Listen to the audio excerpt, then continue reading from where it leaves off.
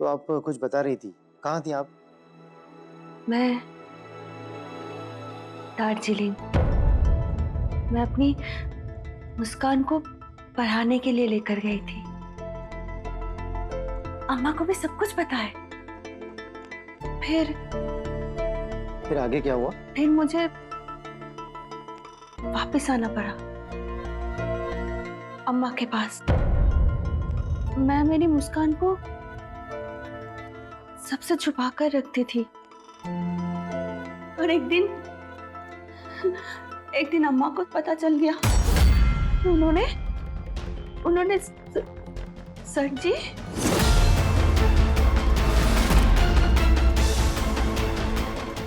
Sir जी? कौन है sir जी?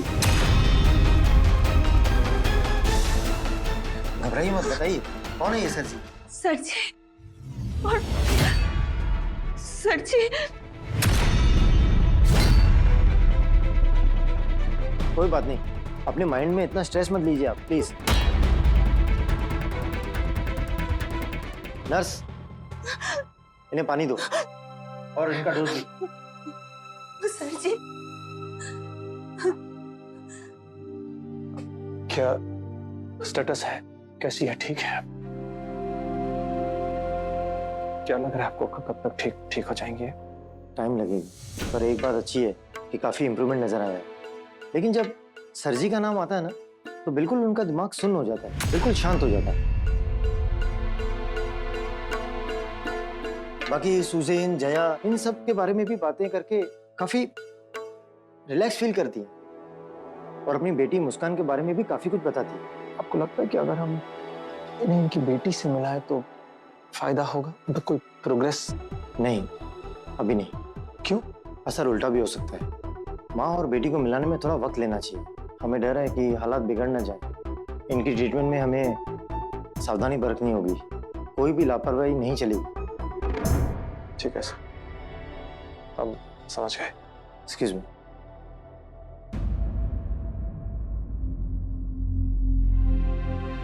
माँ, आपसे अलग होकर मुझे ही इतना अधूरा सा लग रहा है। मैं तो अंदाजा भी नहीं लगा सकती कि रौनक जी पर क्या गुजर रही होगी।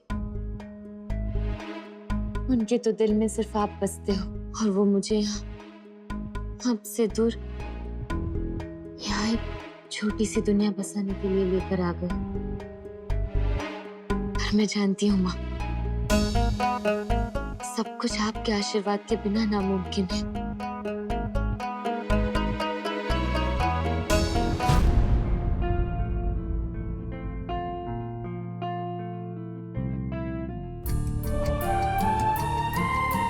कैसी हैं आरती जी?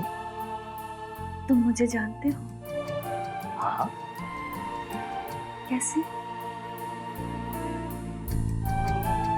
सब याद आ जाएगा और ये भी याद आ जाएगा। प्रोग्रेस अच्छी हो रही है। हाँ, आप माइंड को कूल रखिए, एकदम कुछ मत सोचिए, बिल्कुल ठीक हो जाएंगे आप। ठीक है, तब तक तुम कुछ बताओ ना मेरे बारे में। अच्छा, मेरी मुसु कहाँ है? कैसी है मेरी मुसु? हाँ? तुम जानते हो ना मेरी मुसु को? हाँ? मुझे ले चलोगे उसके पास? हाँ? बताओ ना। हाँ, मुझे पता है तुम जरूर ले चलोगे। अच्छा, अब तुम मुझसे रोज मिलने आओगे? मुझे बहुत अच्छा लगता है जब तुम आते हो मुझसे मिलने के लिए। ऐसा लगता है कि कोई तो है मेरा अपना इस दुनिया में, मेरे बच्चे के अलावा। बताओ ना, आओगे ना मुझसे मिलने? हम आते हैं।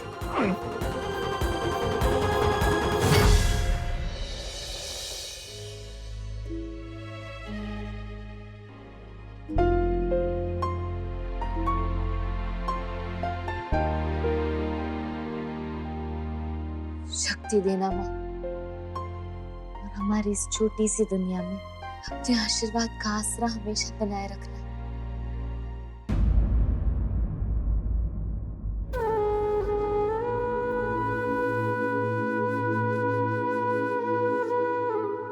आप भगवान से क्या लिखा कर आई थी और हमारे बाप ने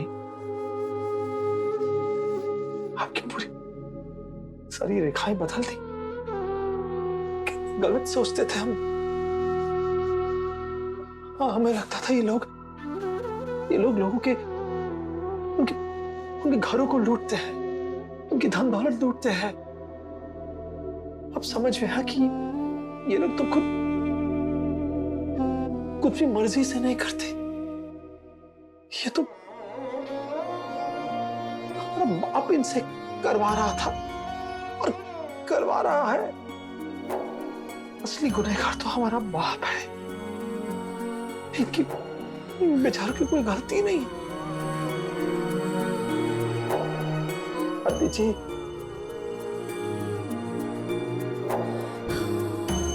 अपने बाप के बुरे कर्मों के लिए आप और आपकी बेटी को इस हालत में पहुंचाने के लिए हम माफी मांगते हैं और हम प्रॉमिस चाहते हैं आपसे कि हमारे बाप ने जो आपके हाथ से खुशी की लकीरें जो मिटाई है ना, वो फिर से उभरेंगी, फिर से आपके जीवन में खुशी आएंगी।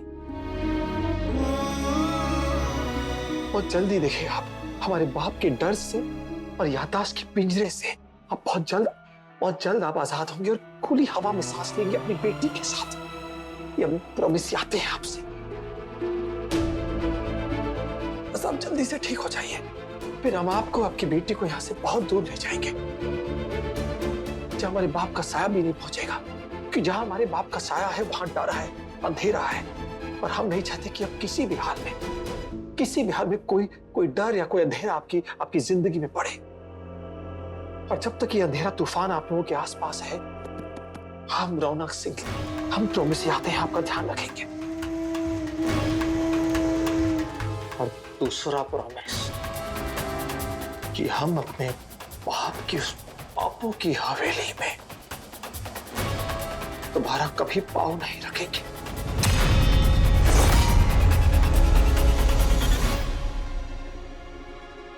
कभी नहीं।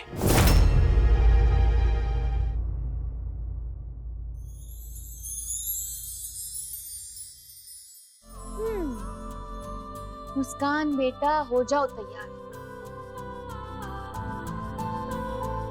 बहुत काम करना है तुम्हें आज।